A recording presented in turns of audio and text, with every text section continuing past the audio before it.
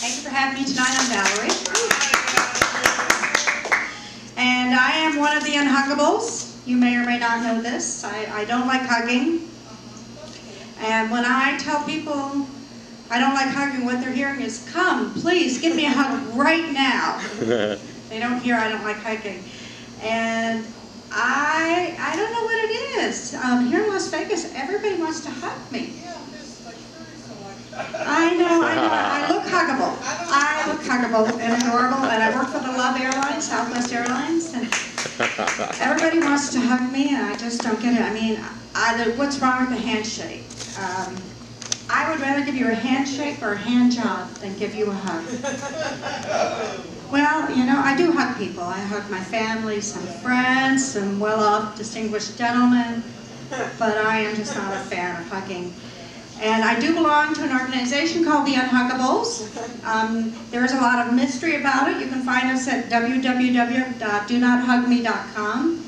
And the reason it's a big secret is because we don't want you huggers to come over and hug us. And we used to have Howie Mandel as our president. And we had to let him go because, you know, he had the whole germophobic thing going. And some of our people are germophobics, but most of us aren't. And he was making us look bad and weird, so we had to let him go. Yeah.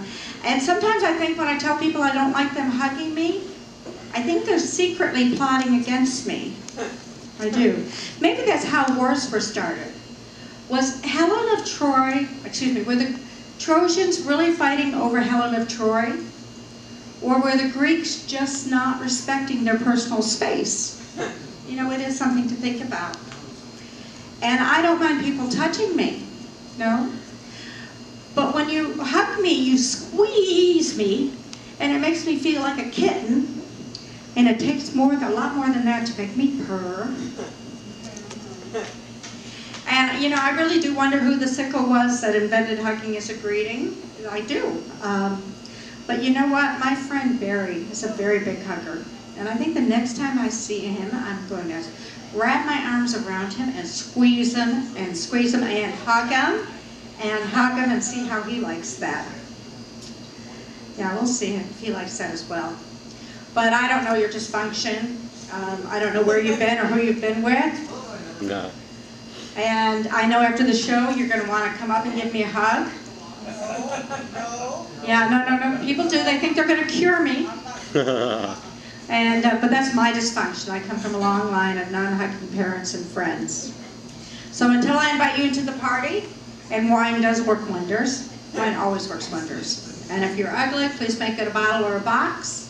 I prefer to keep hugging to a distance. So now I'm going to tell you about onions. Well, how women are like onions. We are. We have lots of layers that you have to peel before you find out everything about us. Sometimes you peel a layer and we make you cry. And sometimes you peel a layer and we stink emotionally and physically. And sometimes, men, you just want to peel off all of our clothes and saute us. But I don't think of myself as a garnish. I think of myself as a Vidalia onion. A little sweet, a little crunchy, a lot of taste, full of flavor. So the next time you take a bite out of an onion, think of me. And I do want to ask, what's the difference between man and an onion? One of them doesn't try to make you cry. And as I said, I've been flying for many years, which you can translate into decades, since 1976. First with Pan Am World Airways, and then now with Southwest. So I've been flying a long time, and things have changed a lot in the last 35 years. We stay in luxury hotels now. But in the beginning, we stayed in cheap hotels. And you knew you were in a cheap hotel when the bathroom was down the hall. And when your phone was in the lobby instead of in your room on the nightstand. Or when you could hear the guy in the next room rolling over in his bed. But, you know, I have to say, you can still hear that in some of the luxury hotels. The rooms are a little thin. You can hear him rolling over in the bed next day. And I stayed at a hotel recently in Oakland that had motion detectors everywhere. And every time I rolled over in bed, the lights would come on. I got no sleep that night. I couldn't wait to get out of there. And everything in my life has become Travisized. So if you come stay with me, it's It's $5 for a blanket, it's $2 for earplugs, it's $1 for toothpaste. But if I have playing cards in the house, they are free. And, well, let me tell you, everything's available in my home for a price. And since I've started performing, I've been dieting. Because you know, in show business, they say you can never be too skinny. Oh well. Well, right now I'm on the Talk About a Diet. You can eat anything you want, anytime you want. You just have to tell everybody you're on a diet. That one seems to be working the best for me. There is, though, the Vanna White diet. You can only have food with certain letters in it. And then there's the Jennifer Aniston diet, that you can only eat what your friends eat. And then there's the Sofia Vergara diet, which isn't working for me, unfortunately. You can eat everything you want, and it all has to go directly to your boobs. So that has not been working for me. I think I've got the Raquel Welch diet going on.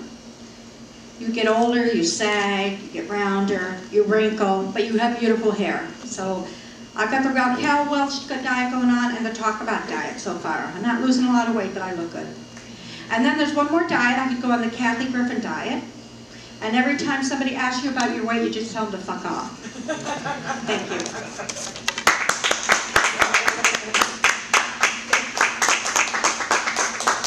Oh, thank you, Valerie Brown. I'm going to try to remember that last bit of advice especially. Yeah. It really hits home. I have a joke over at the table there. Son of a... Oh, there's a bit that we have to do. I have to do a bit. Remember the thing we talked about a couple weeks ago? All right, whip it out. We've got a bit. Ladies and gentlemen, we have a bit. Am I in a bit? Yeah. What I do is, I do the prop bit, and then you comment whether it's funny or not. I think that's the bit. Well, yeah. Because We could do that bit, but on account of we're in such a big hurry, Oh, okay. such an enormous hurry tonight.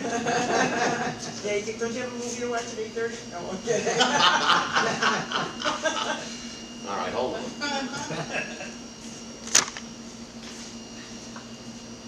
Oh, so I've been working with a lot of people from India. I don't know if you know what working with people from India is like. Wonderful people. We thank each other about 100 times a day for just about anything. Sometimes they thank you for thanking them. Thank you. Thanking you. I thank you very much. You. But they're great, but I think that might be stereotyping actually to that voice I just put on there. Probably they say stuff more like, when behind my back, "Boy, that American bitch Frank is so annoying." So, that American bitch Frank is getting off the stage now, thankfully, and we're bringing up a great comedian. Runs a beautiful show in beautiful Tivoli Village here in Summerlin. Please welcome back to our stage, former champion Devin Wickens. Thank you. Happy Friday night.